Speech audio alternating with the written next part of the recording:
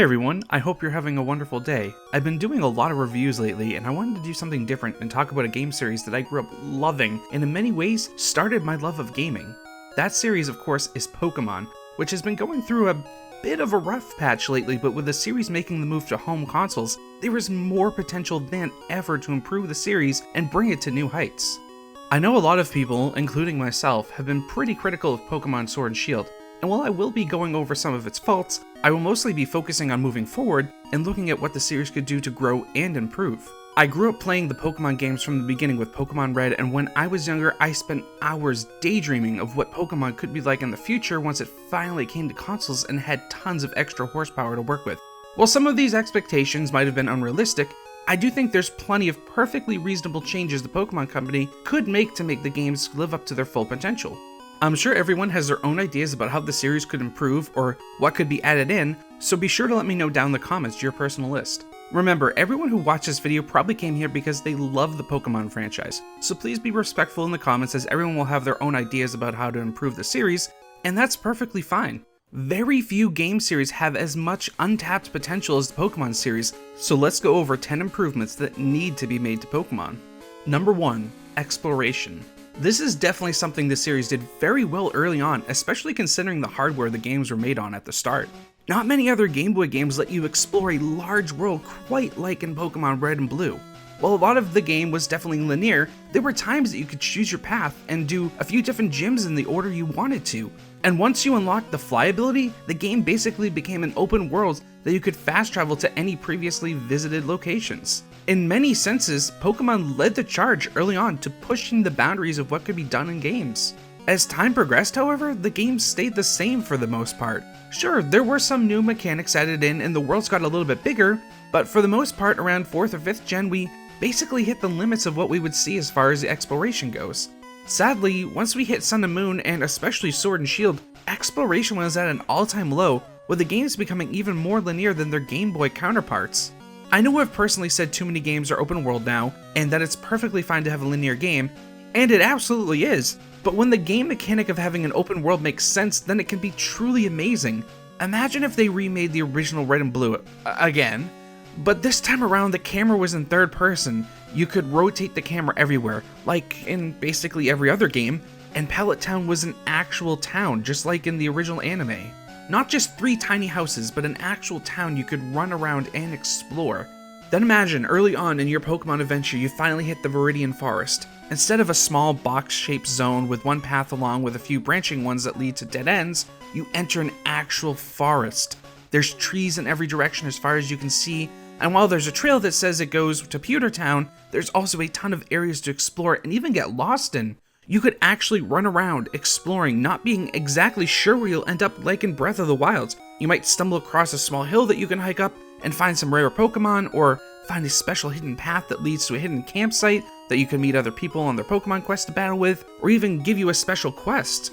An actual sense of exploration just makes too much sense for the Pokemon games, and it's not like we haven't seen that sense of scale in a Nintendo game before, so I just don't get why we can't have it in Pokemon.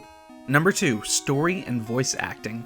I know this is a somewhat debated topic, and it depends on what type of player you are if you want a more in-depth story or not. For people who are only focused on endgame content and building up their team for online battles, they of course just want to blow through the story as fast as possible. While that does make up a sizable amount of the Pokemon community, I really think there's a lot of people, like me, who view Pokemon as a mostly single-player game and would love a memorable, well-written story. Not to mention, I'm sure if the story was engaging enough, some, if not most of the online battle players would even enjoy it as well.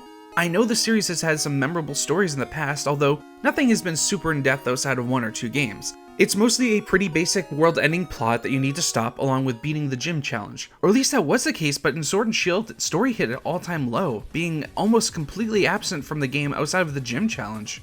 Which was actually well done. I enjoyed the gym battles being big events with huge audiences, and I hope that's something that sticks with the series going forward, although I do hope the gyms themselves have better designs. What I want going forward though, is an actual original story filled with interesting, well-written characters with a plot that keeps you hooked. Look at how incredibly successful the first-party Sony games have been this past generation. They all had great gameplay along with interesting stories with interesting characters that made people care about them because they were so well written. Well, Pokemon already has the great gameplay, although I think there could be some improvements to it, but the story leaves me wanting. For one, the game needs voice acting. Sword and Shield had so many incredibly awkward moments that cried out for voice acting, but instead we got silence. That intro where President Rose was speaking was just uncomfortable. And I don't want voice acting just for other characters you meet, but for your character as well.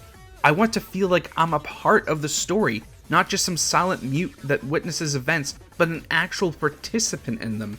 I want to go on an adventure, see my character develop and progress while going through a character arc. I want to meet interesting and intelligently designed people along the way of uncovering a well thought out plot. And this doesn't mean the gym challenge needs to be thrown away also, this can still be a central part of your Pokemon journey. Number 3, difficulty options. This is one that I know a lot of people are asking for because the games have become absurdly handholdy, especially in the last 2 entries. You can't go 2 steps without your rival or some other person gently guiding you to where you need to go, even though the games are linear and it's basically impossible to get lost. There's 2 types of difficulty options I would like to talk about, one being choosing how difficult battles will be and another for exploration. We've already seen some other games try and experiment with exploration in open worlds, and some have even let you customize your exploration experience, for instance removing map markers and making you have to find quest objectives based on directions from NPCs. Now I'm not sure I personally want something that extreme in Pokemon, but it would be great to have it in there for people who want it. You could have 3 options, those being Child, Normal, and Marco Polo modes. While I know a huge portion of Pokemon players are adults, they are still very popular with children, and I doubt Nintendo would want to make the experience too difficult for them. So you could have the child exploration mode that does have that hand-holding experience. Maybe not quite to the extreme that we saw in Sword and Shield, but maybe what we saw in X and Y or something to that nature. Normal exploration mode would be what you see in most games. You have a quest journal and you can select your active quest, and there would be a map marker arrow that guides you to your destination. You could open your world map and see where you are and place custom map markers as well. Maybe you were exploring and you found a special area that had rare and unique Pokemon, and you could mark that on your map so you could return back to it later. Then in Marco Polo exploration mode, it's basically kind of like in Breath of the Wild. You still have a quest journal that will have the quest instructions for NPCs, but instead of having map markers to guide you, you actually have to follow the instructions and find your own way. And with the increased sense of exploration, you could actually get lost, which would be honestly kind of really fun. And when you open the world map, you can't see where you are, you instead have to figure out your way by using landmarks and towns to find your way, just like you would have to do in real life. Or, at least before GPS was invented. I think this game style would need a compass too, like we've seen in a lot of games, and along with these basic 3 exploration options, it would be great to tweak them, like for instance you might not want quest markers, but you do want to be able to see yourself on the map. Kind of like in Shadow of the Tomb Raider, where you got the freedom to completely customize your experience in the game. Give players a choice of how they want to play and enjoy the game instead of designing it for young children. Also, for difficulty, you would have your easy, normal, and hard, and maybe an extra hard mode to unlock once you've beaten the game for New Game Plus. I know RPGs are notoriously hard to tune difficulty for because players can just grind, but I just played Yakuza Like a Dragon, and the difficulty was fine-tuned to perfection. So if they can do it, there's really no excuse for the Pokemon company not to be able to do it. Also, let people choose if they want the experience share or not on top of the difficulty setting. I know it does bother some players. Personally, I prefer it since having to individually level every Pokemon is just a little too time consuming for me nowadays, but I do totally understand why people don't like it. I also think there needs to be more complexity when it comes to the leveling system, which would help out the difficulty curve, but I will talk about that more later on.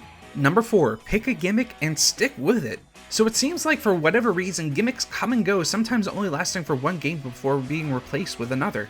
We had Mega Evolutions, but then they went the way of the Dodo, and now we have Gigantamax. Personally, I preferred the Mega Evolutions, but I just wish they would pick one system and stick with it so they could improve and fine-tune it with every release. Especially with the game series focusing on carrying over Pokemon from game to game, it's really annoying to have Pokemon designed for one gimmick, but when you transfer the Pokemon to a new game, that gimmick is gone entirely. I'm not saying that I don't want brand new mechanics in each game, but for major ones like that, I would like some consistency at least. Number 5, improved leveling system. This is an area where I feel the developers could get very creative. I know the EV system is somewhat of a divisive issue, and personally I enjoy it at times, but I feel like it's time to explore new leveling mechanics in Pokemon. Again, there are so many things they could do, but off the top of my head, I can think of a few that I would feel would really enhance the game. Firstly, I think exploring trainer levels is something that would work very well. If they implemented this, you could level your character alongside your Pokemon. They could even add in a trainer skill tree, which has almost limitless possibilities for character customization. You could develop your trainer into specializing in physical attacks, so all your Pokemon could have bonuses or enhancements to the physical attacks. And it doesn't have to be just 5% to damage.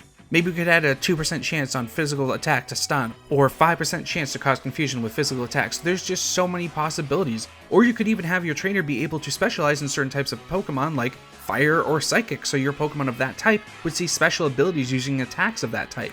For example, if you specialize in Fire, you could get an additional chance to inflict burns on fire attacks. There's just so many different things they could do with it.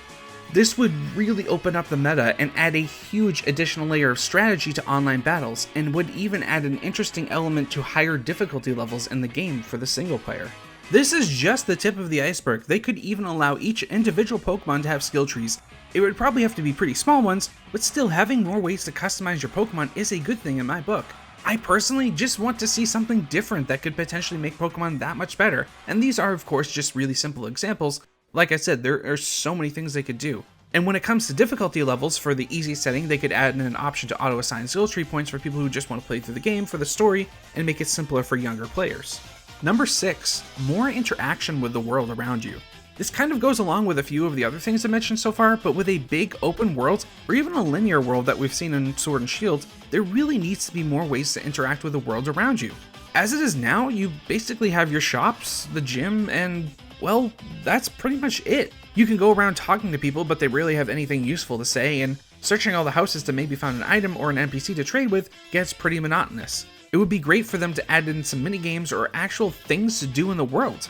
We had the beauty contests in previous games, but it would be nice to see a variety of things to do when you go to a major city, or even out in the wilds. We got the campsites in the wild area in Sword and Shield, but after doing it a few times it became more of a hassle, and it was just quicker to fly to a Pokemon Center to heal them than to set up a campsite.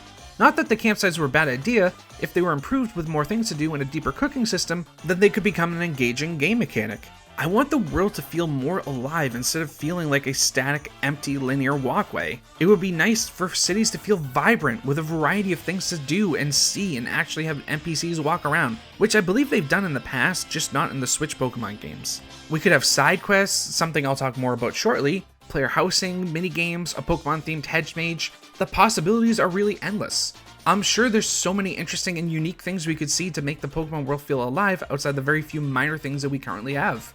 Having Pokemon appear in the world instead of random battles is definitely a start, although they need to fix the pop-in issue. Nothing destroys a game immersion than seeing a Pokemon pop in and out of existence in front of your eyes. Number 7, side quests. This relates to having more interactions with the world, but I felt like there's so much potential for side quests that it deserved its own spot. One thing that screams out to me as blatantly obvious is a Pokemon card game questline. This is something that they could easily add to the game, and alongside your Pokemon Gym Badge collection, you could also have Pokemon trading card centers in the major towns and cities. This would add in so many other opportunities for storytelling, as you could have a major side quest line having to do collecting all the cards and beating Pokemon card champions, or something like that. Side quests could also be used to flesh out the characters you meet during the story as well. You could get to know them and their backstories by going on side adventures with them, exploring hidden areas, or just going around towns. Now, what I wouldn't want to see is just go catch 10 Pidgeys or something like that. They would actually have to add in interesting and engaging quest lines, not just fetch quests. Number 8, new animations and sounds. This is one area that desperately needs an update. We have some sounds that date back over a decade, if not multiple decades, that are really showing their age, having been carried over from the handheld systems. Pokemon and world sounds need a complete overhaul, as the outdated sound design just isn't cutting it anymore. And I can't believe I have to say this about a full home console release, but we really need actual animations where the Pokemon actually attack each other in battle. While we saw some unique animations in Sword and Shield, quite a few of them were just the same as from the handheld days, which is unacceptable at this point. Number 9, let us revisit old areas. This is a heavily requested feature and would be a huge fan service and good game design to see this implemented. I still remember being blown away playing through Pokemon Gold for the first time, getting to go back to the Kanto region after finishing the Johto region. And every region from every game doesn't need to be included, just 1 or 2 regions from the last game or last few games would be fine. Since they could basically just reuse assets and change around a few things, it would be very easy to implement. This would also help spread around where you get to catch certain Pokemon, since there's so many now, there's just too much to put in one region at this point. Personally, this is something I'd love to see added in over almost anything else. Being able to go through 2 to 3 regions and collect the badges again would just be too good. Remember, this is the biggest franchise in history by a country mile. Every release should be the highest quality with a near perfection level of polish. Instead, we've seen the exact opposite, with the games being very cheaply made and poorly designed. Number 10. Stop selling 2 versions of the same game. This has been a major issue since the inception of Pokemon, but only recently has been criticized. This is an extremely anti-consumer practice, and I can't believe it's gone on for this long. The minuscule changes between Sword and Shield used to make people buy 2 versions of the same game was a downright disgraceful move on Nintendo's part, and they really should be better than that. The games will make billions and billions and billions and billions of dollars with every release. There's no need to squeeze out that last little bit of money from die-hard fans. This outdated practice just needs to stop so the series can move forward. In conclusion, there's so many things that would greatly enhance future Pokemon games, and despite some of the recent releases, I remain cautiously optimistic that we will see the series return back to its glory days. There's still Pokemon Arceus. We will have to see what's going to be in that. At time of writing, we haven't really seen too much from it. It looked like in a very, very early state, probably in early alpha, so until we get more details on that, I'm going to reserve judgment. Of course, these 10 suggestions are just the tip of the iceberg, as I'm sure everyone has their own wish list of what they would like to see in the game.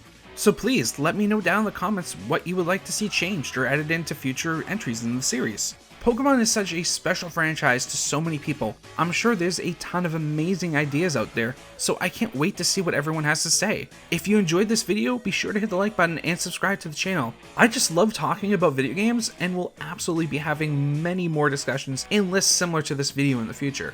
Thanks so much for watching. I'll see you all in the next video.